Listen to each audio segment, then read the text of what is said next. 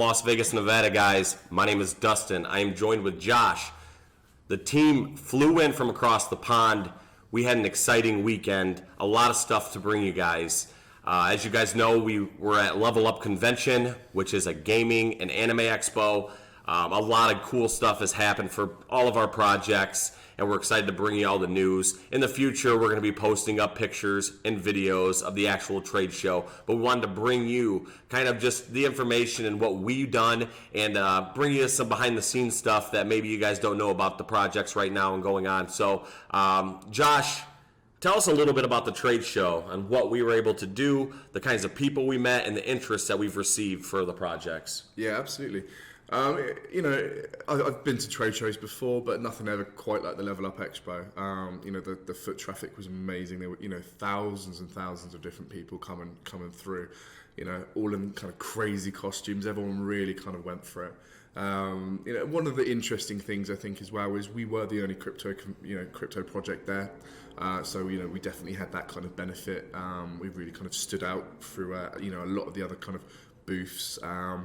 There were a lot of kind of marketplace things, like selling toys and things like that. There was all kind of, a huge kind of variety, a huge mix of different booths. There were, indie game dev studios. There were, some fantastic artists that are all come together and kind of show off their works. And, as you guys know, with Instinct and Sacred Tales, we, really kind of pride ourselves on our artwork and that kind of, anime art style per se. So it was definitely really interesting to meet the artists firsthand, what they go through, all of their kind of different talents and the different varieties of all of the arts that you can see there. I thought that was really exciting. I think and really we had a lot of positive feedback. A lot of people love the artwork. On especially Instinct had a lot of compliments on it, and people were really into Sacred Tales, seeing what it's all about, and the relationships that we built. The whole point of us going to this convention, guys, was to gain interest not only from the people at the shows that are participating and buying merchandise and just checking it out. It's the vendors, like Josh kind of just said. A lot of artists were there, so gaining those contacts. Just being able to spread awareness on what we're doing, but also there was some pretty big capital type investors / partnerships opportunities that were involved, and we're not going to go into too much detail and name drop some of the things that we were working on with some different vendors and different companies around the world, but it was really surprising, and we got approached by a lot of big companies that I think will bring a lot of excitement to every single project we're doing on all platforms. So, and so as you guys can probably see a little bit behind us, some pretty exciting new stuff. And I'm sure you want to get a hold of, these files and these video files and check it out a little bit closer. Can you kind of tell me what we're looking at over here, Josh? Yeah, absolutely. So we'll be, it might be a little bit difficult to see on the TVs behind us, but don't worry, everything, when the AMAs go live, we'll send the, all of the original kind of files so you can have a real kind of close look at everything that's going on. So what you're seeing behind us is actually the 3D rendering and texturing is finally complete for Sacred Tales. We've been kind of showing you updates of, the progress. For example, the untexturized kind of character models that you've seen throughout all of the kind of different rarities and all the different elemental types. What you're seeing now is you're seeing the texturizing, which is obviously adding the coloring, the elemental types. Just to get into the elemental types part of it and why it's so kind of important is that obviously with the kind of huge variety of different Shinsei you can mint in all the different elements, etc., there are certain elements that, for example, with like a fire main, you have to be very kind of careful and really kind of put the work in to make sure that, if that moves over to a different elemental type, that it doesn't look wrong, because, a fire kind of vibe is very kind of fire orientated. So for us, it was really important to make sure that kind of transgressed over all of our different elements, if that makes sense. So what you're seeing behind us is actually the minting engine for Unity that our developers have actually built now, which gives like randomization options. For example, when we do the INO for which for the NFT releases with the staking, it's really important that we have all of that ready for us. And the fact is that you can see all of them in all their glory in 3D 360 is just fantastic, to be honest, and we could not be happier. No, absolutely. And Timba Games has been working nonstop for us. They have all the departments covered, and they're a very large development studio. So we're going to be throwing out all the information that we get when we get it. We want everything to look perfect. So please, give us feedback if there's something that you would like to see, because we're always in contact with the development studios, and the first priority is making the game what we see it as and enjoyable for you to play. Not how fast we can get it out, but how it plays and how it looks. I just wanted to kind of touch base as well, just to go back to the kind of trade show and the point that you made, Dustin, about, the kind of, I think some people were kind of hoping or expecting to see huge kind of rises or buys on the charts and things like that. But, something that I kind of tried to get across to, our holders and investors before we went is that isn't the intention of why we went there. One of the main focuses on it was to get all of our team together, to get those, all of those photo opportunities, with different people in different industries. Some of them we can't actually publicly share because, in terms of protecting ourselves and not confirming or saying anything until things are official and signed contract-wise for, special partnerships that we have, in mind that we're really, really excited about, to be honest. Yeah. So I never expected, and our team, we never expected huge buys in that sense. It's very hard to onboard people at a trade show. It's very busy. People are rushing about here and there. What you will see is a lot of these people have been given the business cards, the QR codes, all of the access. We would never recommend anyone to go to onto a booth and spend money with someone without doing their research. We've given to all of you guys. You guys have had plenty of opportunity to do your research on us and the project, and to make a good investment. That is exactly what you need to do. So in the next couple of days, we'll see hopefully we'll see some nice kind of influx of interest in the community. But as we said, the price point for us, and don't get me wrong, from an investor standpoint, I completely understand, and I can get that sometimes it can be frustrating. But, the one thing that I would say to you here is have a look behind me. Have a look at the progress and the development that's actually going on right now. And where do you see that kind of transparency? That what we're doing, what we say is, it's more than words, it's actions. And the fact that, we're prepared to fly it all around the world to talk about this project, and to build that kind of strength in our team in person just gives us that kind of even higher platform that not many crypto projects can even hold a candle to in reality. I mean, for some of our investors got a chance to actually come and meet us, and especially in the BSC space, I'm pretty sure that might be a first. I don't know. Yeah. But yeah, as we said, we're trying to change the game here. We're trying to, really kind of show people that there's a different kind of pace to investments. It doesn't have to be bang, bang, bang, bang. Certainly. It's a real kind of, we're building something as a team, as a family, and the investors are included in that as well. Yeah. So yeah, I just kind of wanted to touch base on that because I wanted it to be very clear that our expectations have been fulfilled and more at the trade show, and we would do it all over again. Yeah, and just the fact that we had so much interest on where to buy, how to buy, and we're there, and it's very difficult to be able to walk someone through the process. So we really just forward that on into the community. We need you guys to help these newcomers when they get in. A lot of them have never traded on swaps before. They don't really understand what they're doing. You guys have been great, but always just when you're seeing somebody new like that come in, just take a minute, welcome them in, help them kind of get started. But there was a ton of just people that were excited about what we were doing. People were surprised to see crypto gaming projects there. A lot of these development teams, they're kind of hiding in rooms.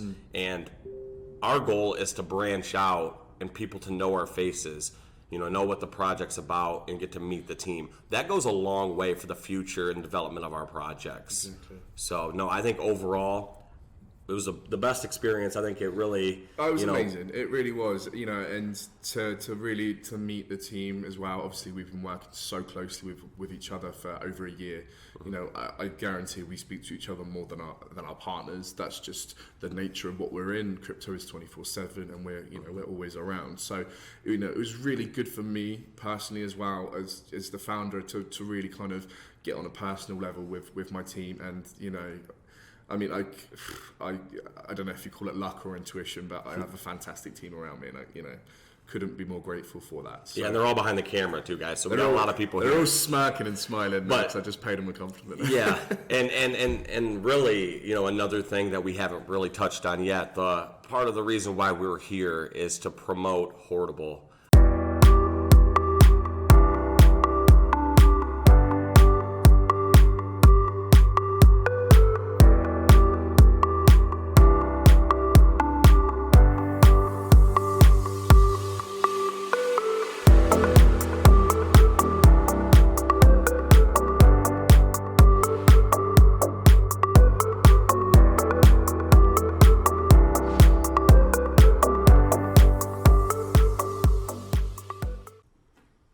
Welcome back, guys. We took a quick commercial break to reload the screen. Hopefully you guys enjoyed that commercial.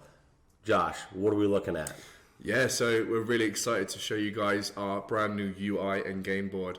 So the user interface that will be used for, it will go through the same kind of theme that will run through the menu screens, the titles, all of the different kind of buttons, such as the initiating your next turn, the battle phase, the collection phases, all of the good stuff really. So it's really, really exciting that it's finally here. We've been working on it for a long, long time.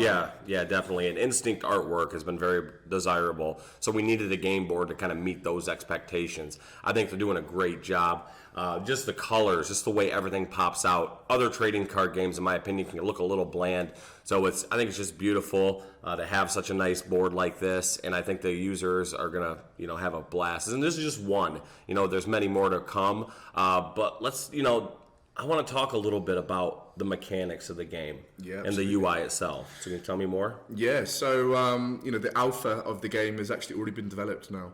Like the summoning, the deck shuffling, the combat systems, that's all been programmed. There's 52 cards that have already been implemented in there, mechanic-wise, which, for us, obviously we plan to have around 200 on release, but it's very important to have the key 52 in there to, really kind of test everything out and tweak all the kind of, the ups and downs, the balancing and things like that. So we've actually seen live demos of it being played, which is fantastic. Obviously the UI and the art styles aren't implemented on the alpha, right? Because it would be a ton of work. The UI and the art integrates when you want to move to the beta stage. So it's really important to get the alpha perfect first, make sure that the game flows really well. It's everything that you kind of envision. So it's been such a long time. I've been waiting so long, and it brings me great joy to be at this point. Exactly. Yeah, so. And we were just at a gaming convention. A lot of these players came to play card games. That's what they do. They were just taken back with the art styles and how professional and polished everything looks already. And it's not even, this is just the beginning, guys. So we're super excited about that. There's so much going on behind the scenes that you don't see. And the team's working extremely hard, development studios and everything. So this is definitely a good place to be, and we're very excited. So I want to say, we originally booked Hoardable. We had a lot of talks for Sacred Tales and Instinct. We were there. A lot of things going on. I want to talk about Hoardable because it's coming up. We have a month, less than a month now, before the launch and the release, and we were able to make a lot of connections for Hoardable. We were able to brainstorm a lot over the weekend. Now I really want to introduce you guys to a key part of the Hoardable team. His name is Richard. All right, welcome back. Richard, you kind of appeared out of nowhere. I really did, didn't I? Yeah. So you have a big role in Hoardable. Yeah. Tell the team kind of what you do. Well, I've been brought in by Josh, the man himself, and I'm going to be basically overseeing, managing the Hoardable platform and the team and we're just going to be onboarding projects, and I'm going to be overseeing every project, getting people to vet the projects, and move on from there. Yeah, and you have a background kind of in management too. Yeah, that is my background. Yeah, And I can tell you, he's got a lot of connections. You know, he was talking to about everybody there, and you know, I think it's a great role for you to be in. We're an honor to have you a part of the team. Absolutely. And I kind of want to talk about the game launchpad. You know, because Hoardable's got a couple different angles that is different than other NFT marketplaces. So can you tell me a little bit about the game launchpad? Yeah, I mean, Josh, you're going to cover the game launch? Yeah, actually, I will steal this question from you. Yeah, so the game launchpad for us, obviously, we've got the NFT Marketplace, which is the kind of main bread and butter of what Hoardable is. But the actual game launchpad is a kind of a goal and a criteria of where we aim to be, you know, 3, 4, 5 months from now. You know, you see a lot of these kind of launch pads. You've got you know, great ones like Pink Sale, DXL, etc. But they're more kind of a broad spectrum of everything. You know, what we are at Hoardable, obviously we are, you know, very kind of game focused in our NFTs in terms of the projects that we onboard. You know, don't get me wrong, we completely champion, you know, individual artists and, you know, all of the kind of, you know, what you see in the NFT space personally, I think is pretty magical, to be honest. I don't, you know, I think magical is a bit of a weird word to use, but I think in the times that we're living in and, you know, with the current technology of how things have evolved and, you know, the opportunities it's given to, you know, people all across the board, I think the NFT space itself is a very lucrative. It's very kind of loyalty based. You know, everyone kind of sticks with each other as well, and it's something really nice to see in this kind of community. So, kind of moving back to the kind of game launchpad side of things, where we obviously with Hoardable focus on the game aspects primarily, that we want to be able to, you know, bring in indie game dev studios like we've seen at the trade shows, and, you know, really kind of give them that complete control over the game in terms of funding it. You know, what you find happens a lot in this space with these indie game devs is they end up working as freelancers for other companies just to kind of, you know, bring the paychecks in for their families, and they never get that opportunity to really kind of explore their passions and dreams, you know, because it's how it normally works in this space is, you know, maybe they save up some money and they build a very kind of small game. Hopefully, if that does well, then they can invest that into another game. Right. Or they go down the publisher route, which is obviously a very, you know, a very well done kind of route in the industry. However, you know, what you end up doing is you end up losing a lot of kind of creative control because you're having to kind of answer to someone else, and you're not really your own boss. You're not really developing your own game. You're still kind of third party in that sense, if you know what I mean. Having to kind of answer to these you know, big corporate investors, and, you know, if there's something they don't particularly like on your game, then you have really no say in it because you know, that's they're the money behind the game. So, you know, for us it's kind of like, you know, the Kickstarter but for crypto.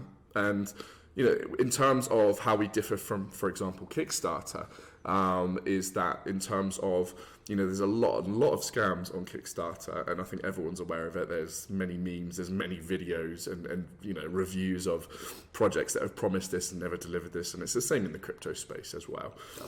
But, you know, there's something that we want to have, you know, that's kind of security between investors and developers. So, you know, when a project comes to us and they want to launch on our gamepad, you know, the funds will be vested to them as long as they are showing, you know, progress for the game development, which, you know, encourages people to, the people that will come to us, the caliber of people that will come to us, knowing that that's kind of the criteria there. You're going to get genuine people coming to you, because anyone that's looking for, you know, a quick buck or just trying to, you know, trialing their luck and trying to, you know, pull money in it and then leg it, or pump out a very poor quality game, you know, this kind of stance and mentality that we have in that respect, I think it's going to really kind of fizzle out any kind of time wasters and really kind of bring the top quality people to us. Yeah, no, and when we were at the convention, there was a lot of indie studios there, kind of like what Josh touched on. So we had a chance to play some of these games, but the conversations that we're having with some of these studios about, do you have interest in blockchain gaming, or is this something you've thought about in the future? And they all have. They just don't know where to start. And really the experience that we have already in the industry, we're going to be able to, you know, join people together and just overall create blockchain gaming, you know, just a better place, you know, being innovative and helping people get to where they want to be with a game. So no, that's exciting stuff. So really, we kind of touched on some of the things as far as the launch pad and what the vision is. Is there anything like different that could set Hoardable apart from, let's say, maybe another marketplace out there? With Hoardable, we are looking to take on the project currencies as well. So for example, Instinct will be one of our first on board because obviously it's part of our core team and our core development. And we will be taking Instinct tokens for NFTs you can purchase on there. So unlike other platforms where it's all Ethereum based and Polygon, we will be accepting all blockchains. So Ethereum, Polygon, BNB, it will be. It's that custom token support as well, isn't it? Exactly. That's nice. Yeah, because people that are in a gaming project, they don't want to go spend, a BNB, let's say, they can just do it right with their native token. I mean, that is by itself just something different that's coming to the market. So you're really, 5 years from now, guys, where do you see Hoardable, or where do you want it to, compare to maybe something similar? That's in maybe the gaming space. Well, it's a funny question because the last part of that, is there anything similar? There's not anything similar. Right. Because, we're really kind of making our own noise. We're really making our own path in this. There is no NFT marketplace that exists that can onboard custom gaming well, not necessarily, doesn't have to be gaming per se, but custom tokens, full stop.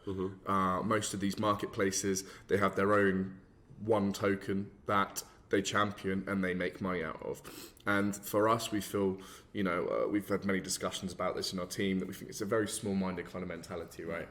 That in the long term, if you can imagine you onboard one project and they've got 3,000 investors, what happens is those 3,000 investors, say 50% of them come in and purchase NFTs. Well, then that's 1,500 people from that community that are in the Hoardable community now. And if you can kind of see where I'm going there, then you can see how the snowball effect can really kind of, it's a never-ending thing. You're looking at 20 projects, that's 20,000 each, et cetera, et cetera. It becomes a huge platform the fantastic thing about it is, it markets itself. And we've all we've all had experience in marketing terms. Marketing is not an easy thing to do. So if you have a project that really does have that snowball marketing effect, as soon as you press play, it's just you can almost kind of just sit back and watch it explode. Right, exactly. Obviously, that's not the intention of what we were doing, but in theory, you could, right?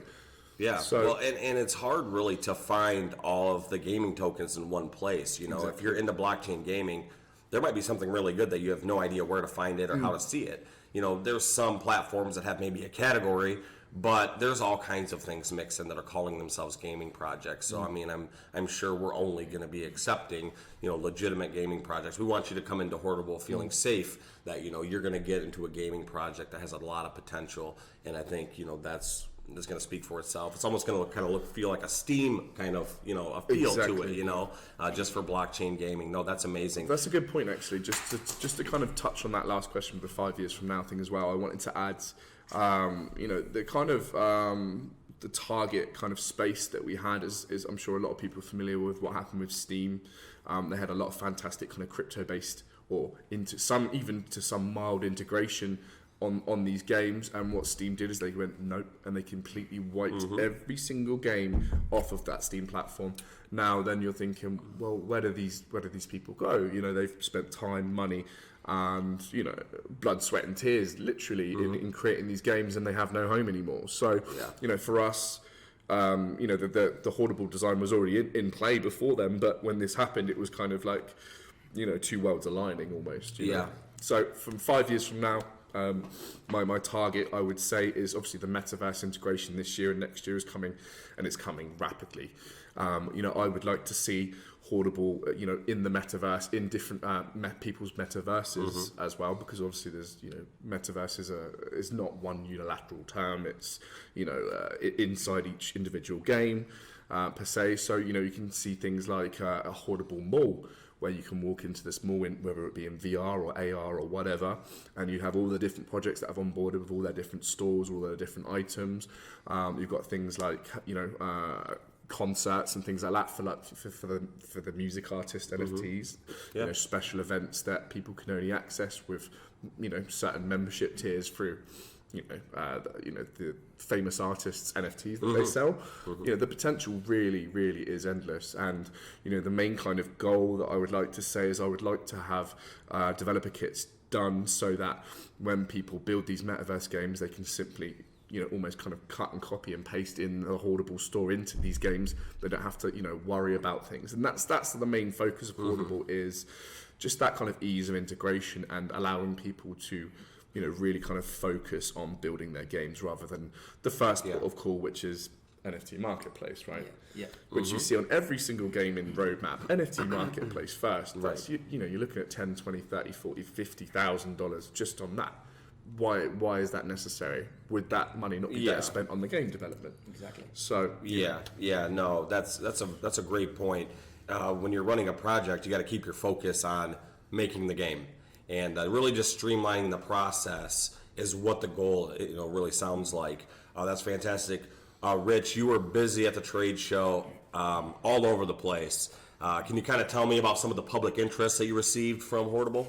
I know you guys have touched on it a bit already with the stands and the indie games. That was a big part, but more exciting, there was some big investors.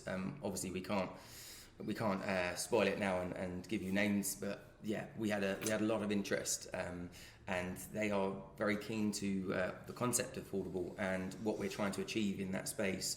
And basically, there's the gap in the market, as Josh was saying. Steam, they didn't want these projects for one reason or another, and we're ready to onboard them. And so a lot of my conversations were to projects along that line. They're interested, they want to know how they can get involved. Also some independent artists as well.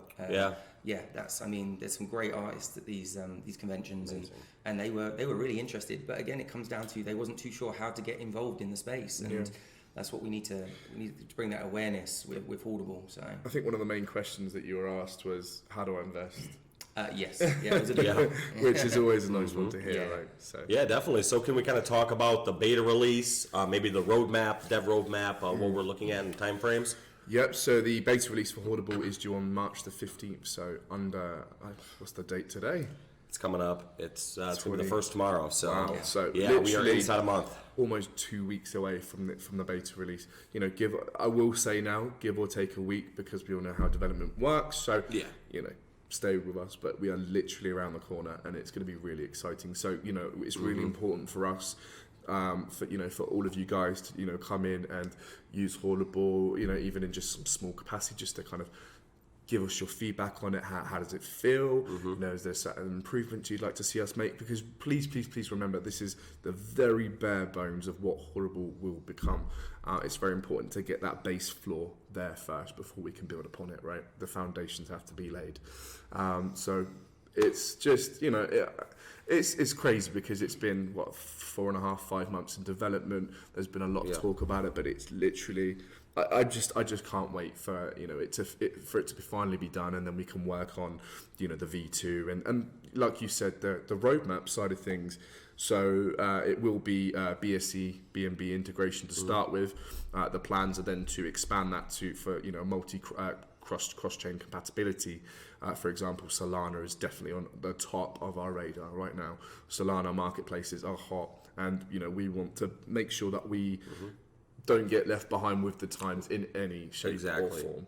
So Solana, Ethereum, all of these exactly. And there's even smaller chains that are coming out. There's a lot of people at the moment in the NFT space that are trialing out these different NFT networks to try and put a feel out for what the next big one is going to be, right? So that's always on our minds, and for us, it's just going to be improving the UI dramatically. We'll have a massive kind of overhaul with a more kind of swish cyberpunk kind of feel. That definitely, I'm sure you can tell from like the logo and the branding. That's kind of the vibe that we're going to go for. So it's really just a massive kind of jump in, help us, give us your feedback, because this is ground zero still. The marketplace might be launched as a beta form, but there is so much more to come, and all of your feedback and participation in it is going to be immense to us. I mean, just so much excitement at the shows for it. We're excited for this journey. again, you guys have made this possible for us. We wouldn't be sitting here today with each other if it wasn't for the dedicated investors that we have. You guys are excited about our games. We're going to bring you the highest quality material that we possibly can and have you playing games that you're going to enjoy being a part of, and you're going to want to replay it and be able to earn a passive income with us. And we're thankful to have you guys. I wish I could have flew all of you out to Vegas with us.